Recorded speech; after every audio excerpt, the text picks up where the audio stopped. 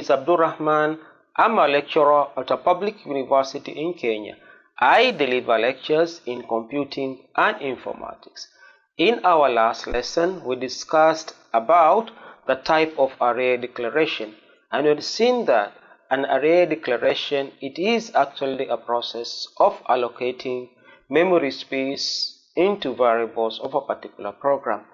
And basically you had seen that there are two types of array declaration, that it is the local variable declaration and the global variable declaration. Under the local variable declaration, we have found out that there are three ways. The first way is whereby you actually the default is getting up garbage value. The second one, we are getting up the actual value if all the elements of the array are actually initialized. And the third one, it is we are getting up a 0, whereby where only part of the declarations of the variables are declared.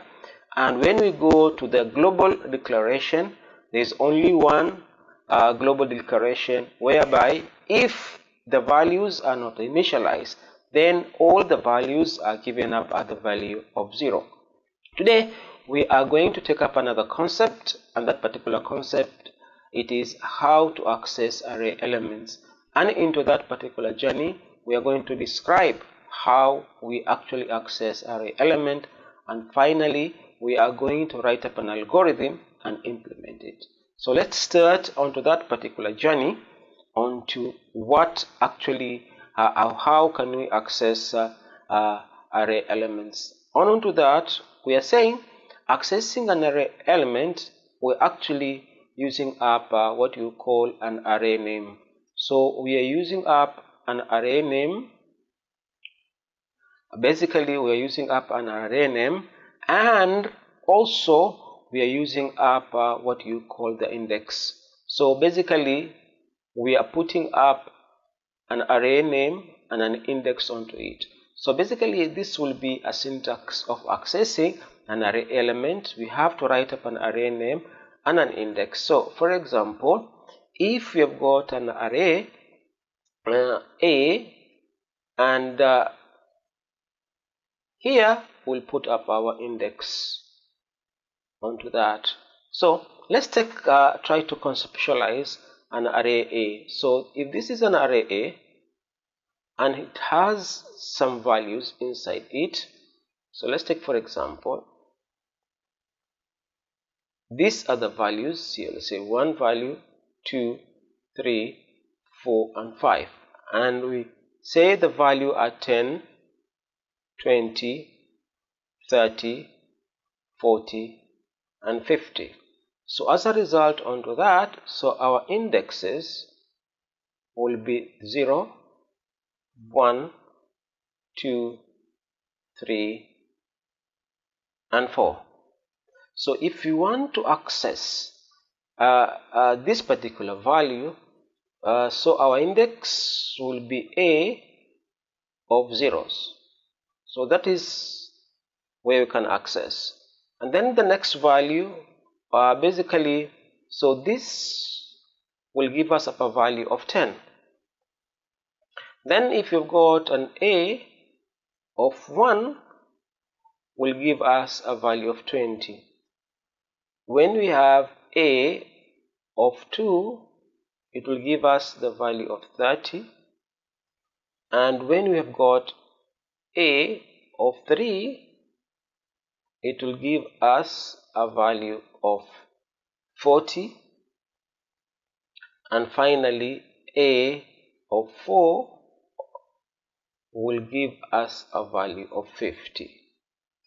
So basically that it is how you access them. So this will give us this particular value, and this will give us this particular value, and this will give us this particular value, and this will give up this particular file, and finally A of 4 will give us that particular value. So now this actually leads us into an algorithm. How do we write up an algorithm to access this value into C programming? So our algorithm basically, if you are given up an array of a particular size, then what do? That particular array, basically you loop it. You have to use up a loop, and that particular loop should have actually a counter. This particular counter should be able to go through each and every of this particular element one after the other to look for that particular array, and then as it loops, finally it's going actually to print that particular array. So this particular array, it will be print using up this particular index. So this particular index will be input here in order to access them. So basically that is how we are going to implement it. So let's go back into C++ and see how actually we can implement. So basically this will be actually the logic. If say our loop say 4, and then here we have got our counter, I should start from 0, from actually index number 0, and our counter should be less than 5, because counter goes 1 to 0, and then our counter should be actually incremented. So from there, what will happen? So we just print. What do we print? Actually, we are printing up on our array. So we are going to print up our array, and then we are putting up our counter inside here in order to print. So basically, this will be our logic. So what happened? It is we are seeing up when our I equals to 0, it takes up the condition that is I less than or equals to 5. So if it is that, then our array will take up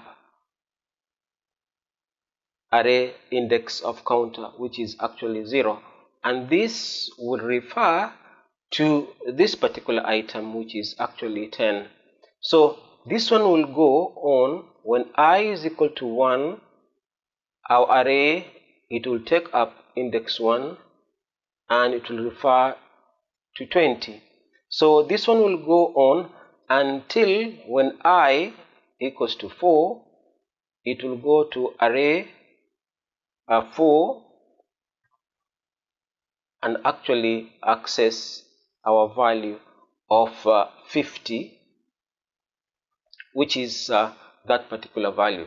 So basically this will go to access this particular value and this particular value until it reach up this particular value. So basically that it is actually how it works. So let's go to dev C++ and try to implement the same.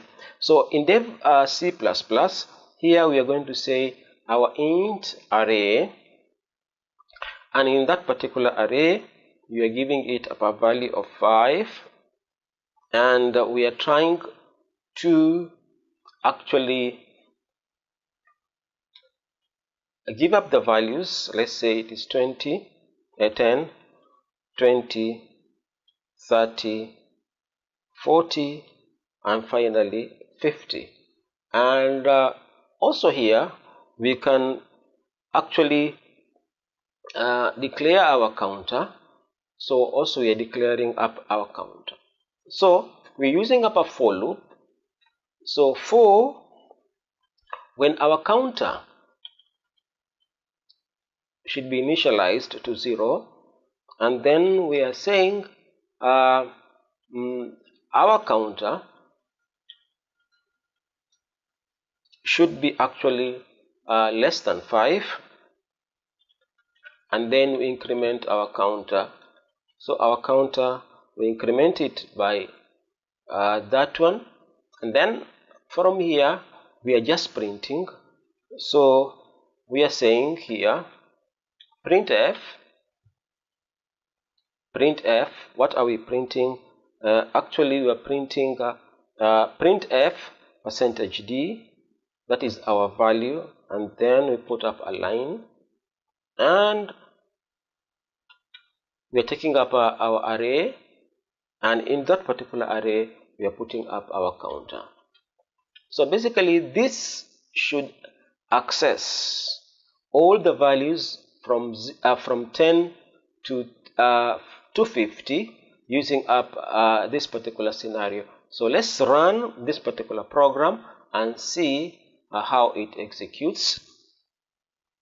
Okay. Okay. So the spelling of counter here, we had a problem, so we are good there. So when we run this particular program, you can see that it does access all our values into an array called array of 10, 20, 30, 40, and 50. And that is actually the concept of how to access up an array, whereby we're using up a loop as an algorithm. And that one makes up the end of this particular lesson, until our next lesson, whereby we are going to discuss another concept of array element insertion. How do we insert arrays? How